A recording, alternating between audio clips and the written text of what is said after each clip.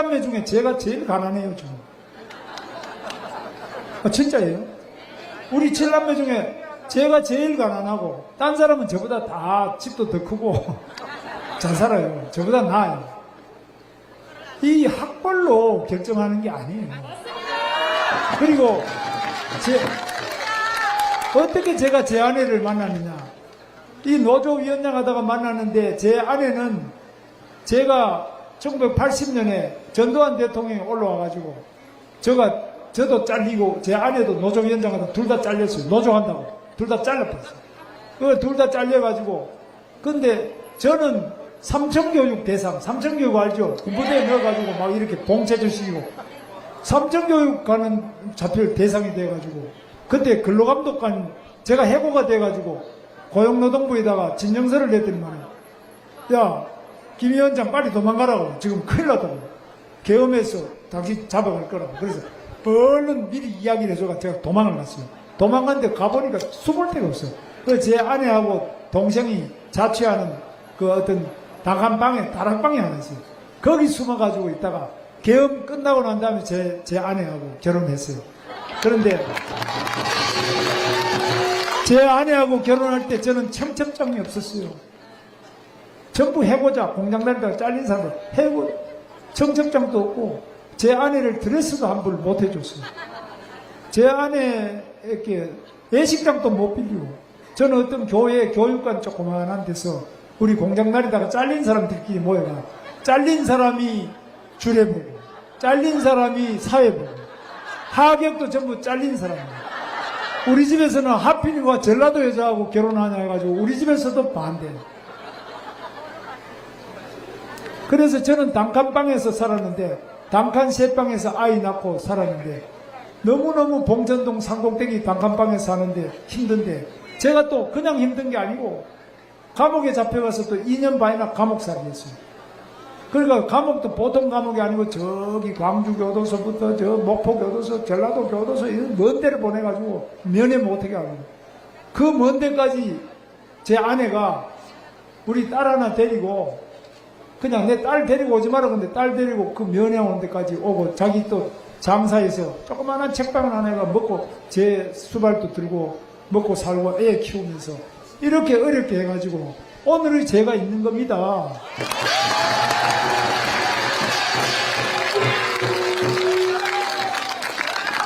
여러분, 이런 제 아내가 뭐 잘못한 거 있습니까, 여러분?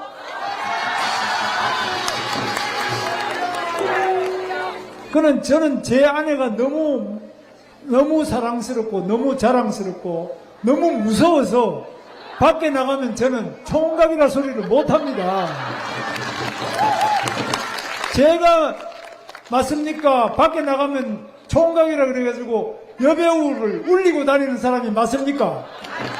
누가 대통령이 돼야 됩니까? 김문수!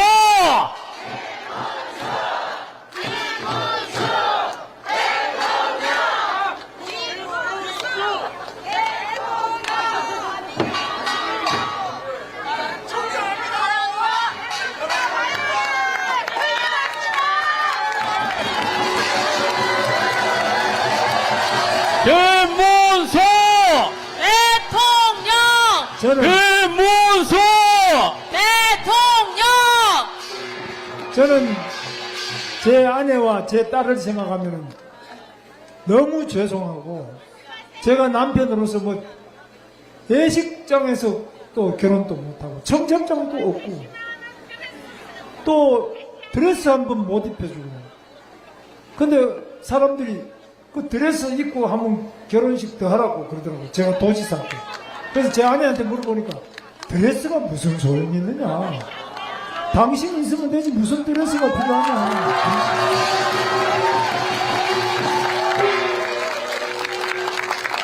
제가 청첩장 없이 결혼하니까 그때 전투경찰 이 닭장차 있잖아요. 닭장차가 4대나 우리 그 교회 교육관 이놈들이 분명히 위장결혼이다. 그때는 위장결혼이 있었어요. 그래가 결혼한다 그래놓고 밖에 나와가지고 데모하고 이러고 전두환 물러가라고 이럴까 싶어가지고, 그래서 제가 분명히 위장결혼이니까 경찰들이 꽉 와가지고 경찰들만이 하객이 많고 나머지 하객도 없어요.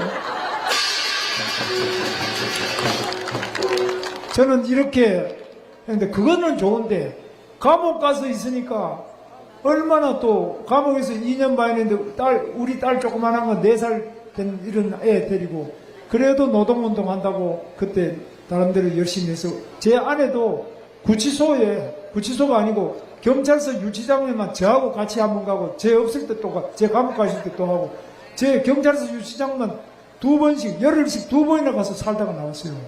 그래서 이런 아내가 그렇게 문제가 됩니까?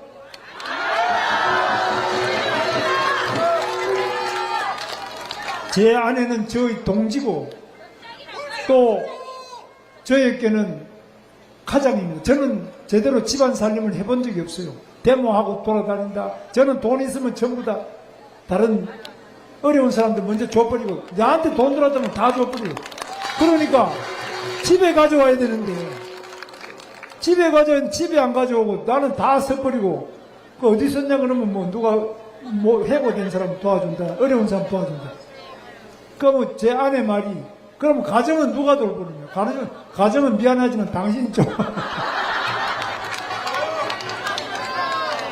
그래서 지금 제가 이렇게 삽니다. 그래서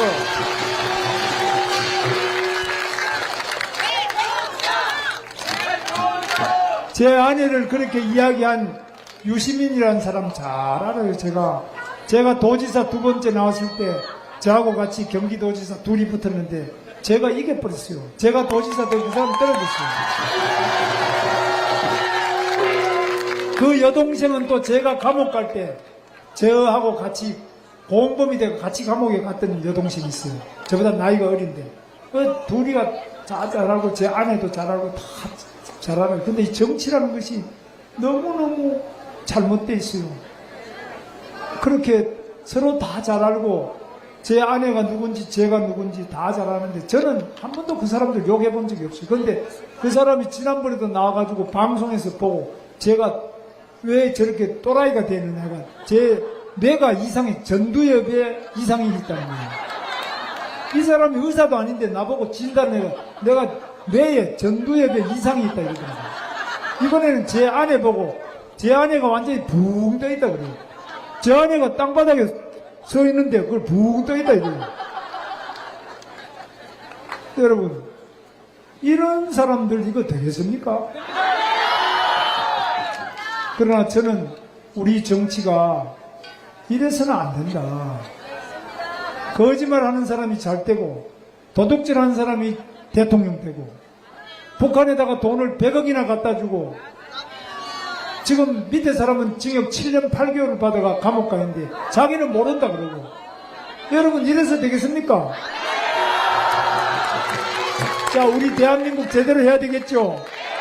이런 사람이 지금 현재 지금 국회의원만 자기들이 많은 게 아니고 앞으로 대통령도 다 탄핵하고 총리도 탄핵하고 장관도 탄핵하고 그리고 대법원장이 자기한테 마음에 안 든다고 안 되는 판결했다고 해서 대법원장도 탄핵하고 특검하고 그러면 여러분 상권분립 아시죠? 상권분립 뭡니까? 입법, 행정, 사법이죠. 입법은 국회고 행정은 대통령과 장관이죠. 사법이라는 건 대법원장과 각 판사들이죠. 근데 이런 거 다 그냥 혼자서 국회만 쥐고 있는 게 아니고 마음대로 탄핵하는 게 아니고 국회와 이제 이런 사람 대통령 시키면 대통령도 하고 대법원장도 지금 자기 마음대로 탄핵도 하고 대법관 수를 30명, 100명으로 늘리겠다 그러고 또 자격 없는 변호사도 안 하는 사람을 대법관을 시키겠다고 이게 되겠습니까? 이것이 바로 괴물 독재입니다. 자기가 감옥 가기 싫어서 가지고 자기 재판 받는 5개 자기 대통령 되면 다 재판을 중단시키려고 합니다.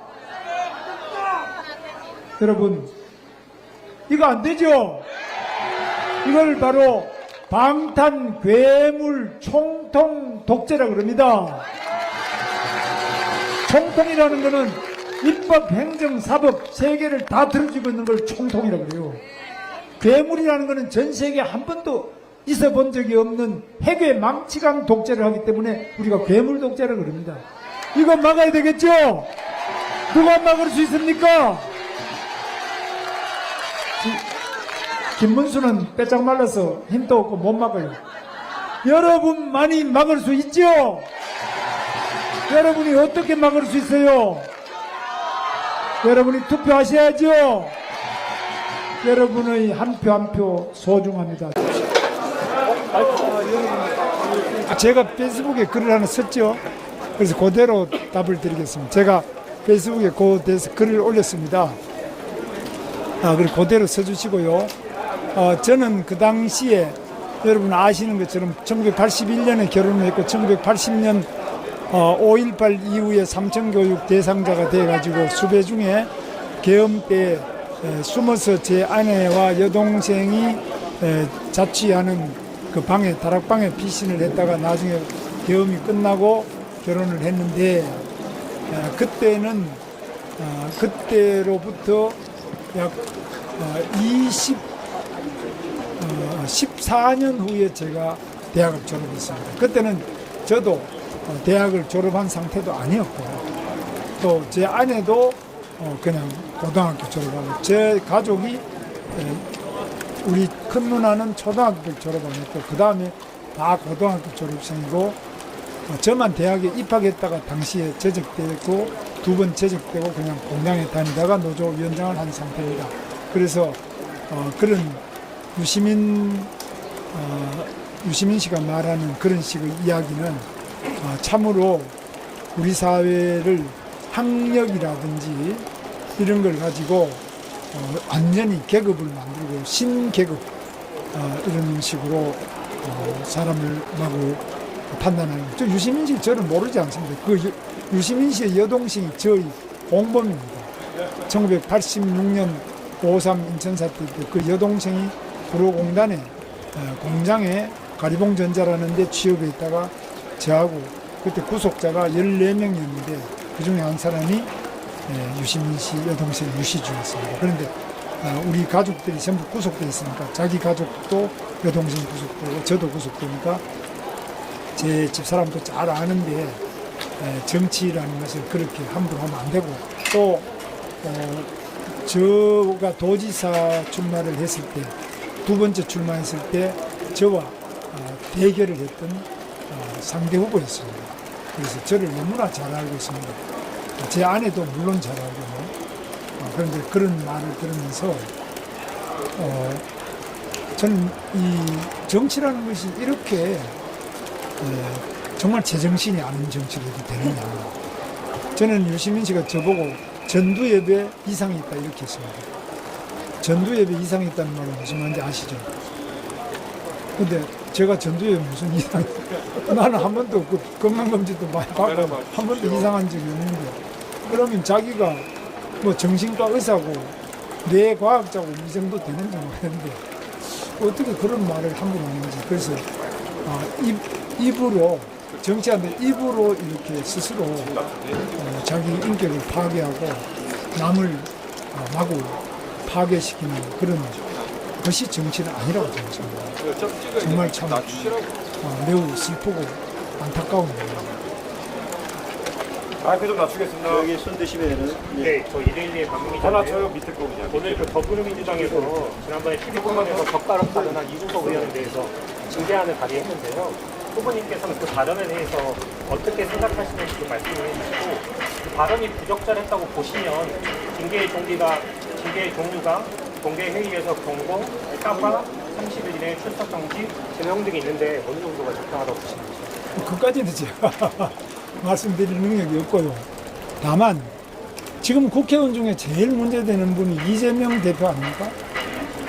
모든 자기의 재판받는 기소 내용은 다 검사가 조작한 것이다. 자기를 판결한 대법원장은 탄핵하겠다, 특검하겠다, 공청회에 채우겠다. 이게 더 우리 대한민국을 괴물 국가로 만드는 거 아닙니까? 이거야말로 국회의원 자격이 없는 거 아니에요? 아니 어느 국회의원이 자기가 유죄 판결을 받았다고 대법원장을 탄핵하겠다, 특검하겠다, 공청회에 오라. 자기를 수사한 검사는 전부 다 이거는 조작 수사다. 이런 국회의원 이거 그만두면 되겠습니까? 어느 국회의원이 더 문제입니까? 이건 국민들이 판단하시는 문제입니다.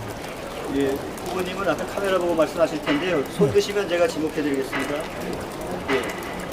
이제 마지막 유세가 다 다가오고 있는데 아까 발언에서 마지막 부분에 이제 투표에 대한 결과는 여러분들의 책임이라는 말이 좀 추가가 된 것 같아요. 이제 이런 말이 추가된 거에 대해서 어떤 심경의 변화가 있었는지 아니면 특별히 강조하고 싶은 부분이 있으셨는지 궁금합니다. 그러니까 우리 민주주의는 민주라는 점을 강조했고요. 민주라는 말은 그것은 주인이기도 하지만 책임이 있다는 말이죠. 이게 두 개가 합쳐져서 민주가 되죠. 민주가 자기 하고 싶은 대로 하고 책임을 안 지는 게 아니라 자기가 권한을 가지되 주권을 가지되 책임을 진다는 두 가지 뜻을 그냥 말씀을 드린 거예요. 네, 또 선보. 네, 후보자님 채널A 손희대입니다. 아까 이 질문에서 이어진 건데요. 민주당이 이준석 후보 제명안을 이제 진행하는 것 자체에 대해서는 좀 어떻게 보시나요? 그래서 그 부분은 남을 티끌 묻은 나무에 대해서 이야기하는 것이 자기가 대들보가 눈에 박힌 그것도 모르는 사람, 이런 사람이, 그래서 우리 전병헌 새미래민주당 대표도 이야기했지 않습니까? 자기가 속했던 민주당, 자기가 거기에서 정책의장도 하고 최고위원도 하고 뭐 다 이렇게 주요 당직도 하고 국회의원도 한 분이 이거는 괴물 정당이다, 나라 전체를 괴물 국가로 가져간다, 이렇게 말하는 거 우리가 새겨들어야 될 줄 압니다. 그분이 뭐 저하고 사전에 알거나 이낙연 총리도 저하고 알거나 이런 관계에 뭐 특별히 개인적 친분은 없어요. 그런데 이 하는 일이 너무나 상식에 어긋나는 거 아니냐, 너무 과한 거 아니냐, 그런 점은 좀 새겨들어 주시면 좋겠습니다. 일정 때문에 마지막 질문 받겠습니다. 어제 사전투표 과정에서 실관리 논란이 정치권에서 전날부터 이어졌는데 어제 논란에 대해서 후보께서는 어떻게 판단을 하고 계시고 장동혁 의원도 찾아가셨다고 하셨는데 선관위 당 차원에서 후속 조치를 좀 취해야 된다고 보시는 게 있는지. 지금까지의 사전투표가 이런 논란이 많이 있었죠. 아시겠죠? 전에 뭐 소코리 투표다 뭐 이런 일이 비일비재했는데 선거관리위원회가 이걸 왜 아직까지 못 고치고 있느냐. 어제도 참 황당하지 않습니까? 어떻게 투표용지를 받아서 투표소 내에서 투표를 해야 될 거 아니에요. 그죠? 그건 상식이상하다. 투표용지를 발부도 투표소 안에서 해야 되고, 투표용지에 기표도 투표소 안에서 해야 되고, 투표용지에 기표한 투표용지를 집어넣는 것도 투표소 안에서 해야지. 투표용지는 투표소 안에가 받아갖고 투표용지를 들고 딴 데 돌아다니고 밥 먹고 돌아다니고 딴 데에서 기표해가지고 딴 데 집어넣고 오면 그게 투표가 됩니까? 이거 기본 아니에요. 투표 행위는 투표소 안에서만 이루어지지 투표소 밖에서 투표 행위가 이루어진다는 것은 이거는 전 세계 어느 투표도 이거는 사례가 없을 거예요. 그 우리 대한민국이 얼마나 이 투표 관리가 부실하고 우리 고쳐야 될 점 너무 이런 것 때문에 자꾸 불신이 커져요. 그러면 우리나라 민주주의 자체가 불신이 자꾸 커지게 되죠. 민주주의라는 것은 정당한 절차가 매우 중요한데 그 결과보다 절차가 엄격하게 지켜지지 않을 때는 그 결과 자체를 승복하기가 어렵잖아요. 또 점점 더 우리 대한민국 민주주의를 위험에 빠뜨리는 인물이 누구냐. 저는 선거관리위원회가 정말 대호각성, 대혁신을 하지 않으면 안 된다고 생각합니다. 네, 감사합니다. 여기까지 하겠습니다. 다음에 또 뵙겠습니다. 관련해서 지금 이제 황교안 후보 같은 경우 부정선거 의혹이라고 벌써 얘기하시는 분도 있던데 그런 주장에 대해서 어떻게 보시나요? 그리고 그런 게 부정선거라는 게 뭐 부정선거라고 써놓은 게 아니라 투표소 안에서 투표용지가 관리되지 아니하고 투표소 바깥으로 투표용지를 가지고 돌아다니고 그게 뭐 밥을 먹으러 갔든 쇼핑을 하러 갔든 뭐 쉬러 갔든 이게 투표소 안에서 관리돼야 될 것이 관리되지 아니하고 밖으로 나갔다가 들어갔다가 자기 마음대로 들락거리면 이 결과를 승복할 수가 있는 거냐 이런 점에서 문제를 제기하는 거 아니에요? 이거는 엄격하게 언론에서 비판해 주셔야 돼요. 그래, 언론이 이걸 뭐 이런 거는 뭐 그런 의혹을 제기하면 되느냐 이게 아니라 이거는 정말 언론에서 제대로 바로잡아 주시고 그 상식이잖아요. 그러니까 이거 제가 말씀드린 투표소 안에서 해야 되는데 어떻게 밖에서 이렇게 들락거려서 되는지 난 이건 역사적으로 들어본 적이 없거든요. 근데 우리나라 투표가 저는 이제 미국이라든지 미국의 각 주의 투표 현장, 투표소, 중앙선거관리위원회, 각 지방선거관리위원회, 각 정당, 민주당, 공화당 또 그 다음에 타운홀 미팅이나 그 각 제일 밑에 단위의 그런 조직 같은 거 제가 다 돌아보았어요. 미국이 세계에서 가장 투표의 경험이 많고 1년에 10만 건 이상 투표하고 200년 이상 투표의 그 경험이 노하우가 축적돼 있어요. 세계 어느 나라에 그래요? 이 투표 용지를 받아가 밖에 투표소 밖에 나가겠다고 밥 먹고 오고 이거 갖고 돌아다니는 이런 사례가 있는지 아마 조사를 해보세요.